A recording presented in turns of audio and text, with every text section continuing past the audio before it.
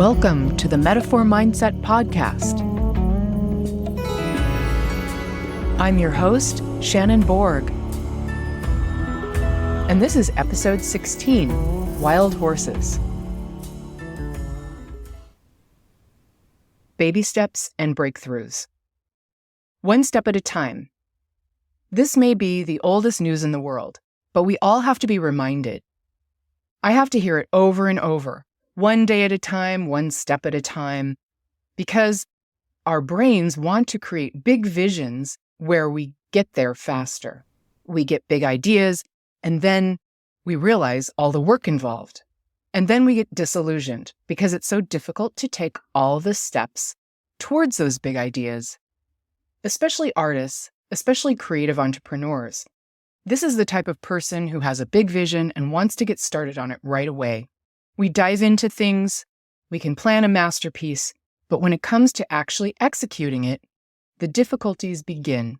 We keep hitting the struggle button. But every small step is important. I can't just say, I'm going to paint a masterpiece and then just paint a masterpiece. You have to learn how to use your brush. You have to learn how to clean your brushes, lay out your painting. You have to decide what's going to be in it. You have to learn how to do all these different things. Everyone is going to do this differently. Some rules may not apply to you. Some may not work for you. And you may just decide to abandon some of them. You have to take certain steps to get there. So we take baby steps, one day at a time, one step at a time. But also, there are breakthroughs. Because sometimes we just keep taking the same little steps, feeling like we're not really getting anywhere. And then suddenly, everything feels new. We learn something all at once.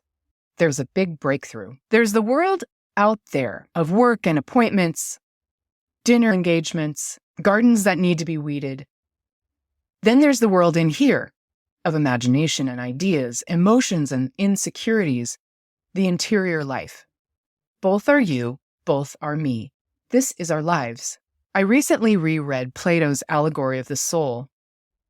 The soul is a charioteer at the reins of one of those two-wheeled Greek chariots drawn by two horses.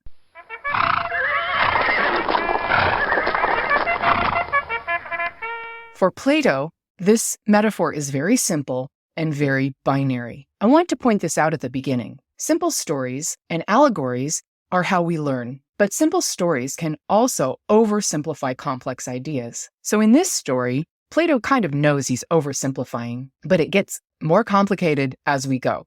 So hold on tight. Plato has a white horse on the right, and that is the good horse, the noble horse. And then on the left, he has the dark horse.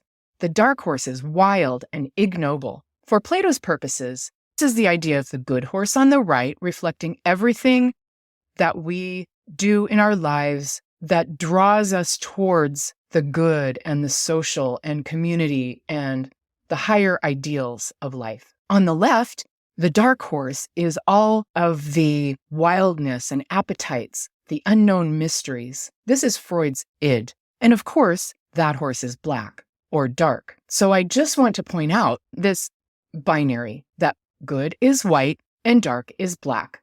It's very binary, very oversimplified, and very racist. I also want to point out that this idea is completely pervasive, not only in Western culture, but in Eastern culture. Taoism, the idea of the yin and yang symbol, take that simple binary and complicate it just a bit. The yang symbol has a drop of black in it, and the yin symbol has a drop of white in it. So the whole yin-yang symbol represents non-binary thinking, that we can't think just black and white, good and bad, dark and light, but within every dark and light, there is its opposite. In Plato's story, he also uses this allegory to point out that the third part of this is the charioteer, or reason, and reason is driving the chariot. Although it seems binary, Plato is basically saying that in order for a human to be fully human, we have to realize that we don't just have the two sides of ourselves, that we have the third side, the charioteer, which is reason driving the chariot. I just want you to be aware of that metaphor.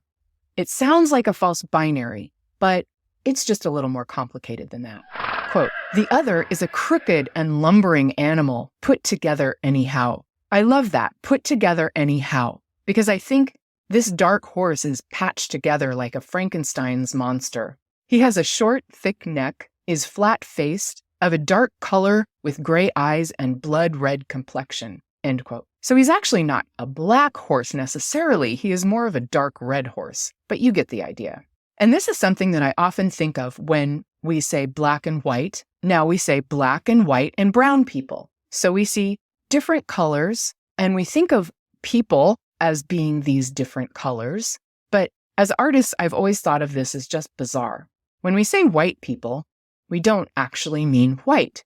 We are oversimplifying this attitude. Some people are very, very pale, but I'm personally more pink and yellow in color. And if you're talking about what we call black people, most are various colors of brown and lighter and darker. So this, again, this oversimplified black and white makes a huge difference in conversations about it. And this is where I want you to take this metaphor on for yourself. I'm going to create my own metaphor of the soul, and maybe on my right side, I have a pink horse. And on my left side, I have an orange horse. Orange may be the color of wildness, of flowers. Flowers are basically sexual and erotic instruments in nature to attract pollinators. So when you see that you can create different colors than just black and white and understand colors symbolically on a different level than just black and white, then your soul, your horses, can become more complex. So for you, your wild horse may be green. That's the color of nature. Or, in my case, it's orange.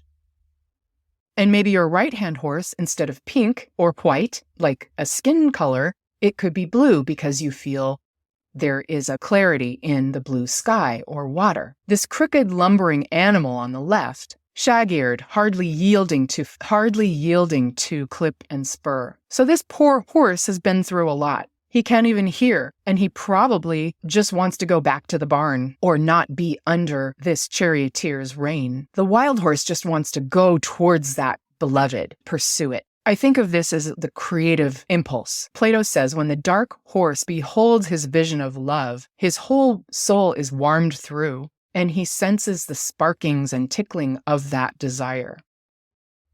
So the charioteer feels this too. He sees an idea he wants to pursue. The obedient steed on the right is always under the government of shame. It refrains from moving forward. It is this artist in fear.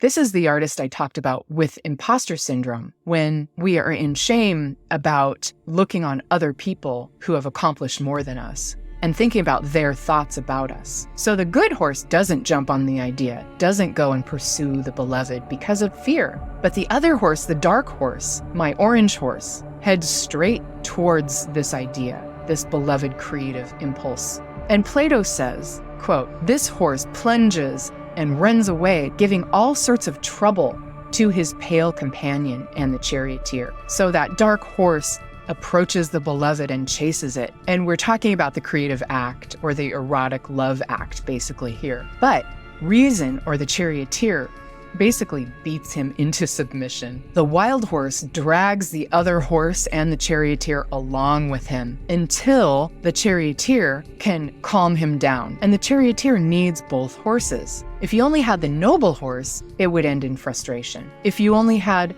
the wild horse, you'd never really get anywhere. There would never be any balance.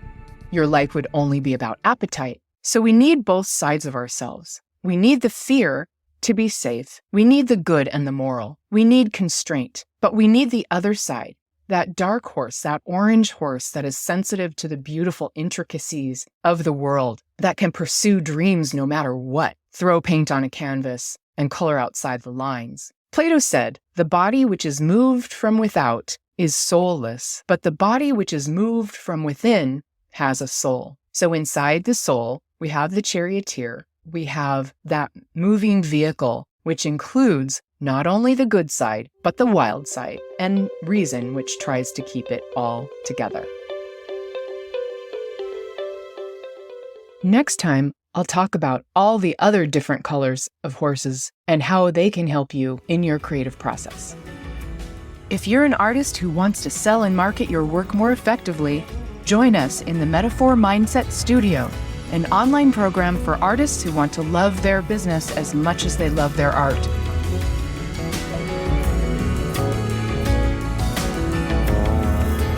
Metaphor Mindset Studio. Think like an artist, work like a boss.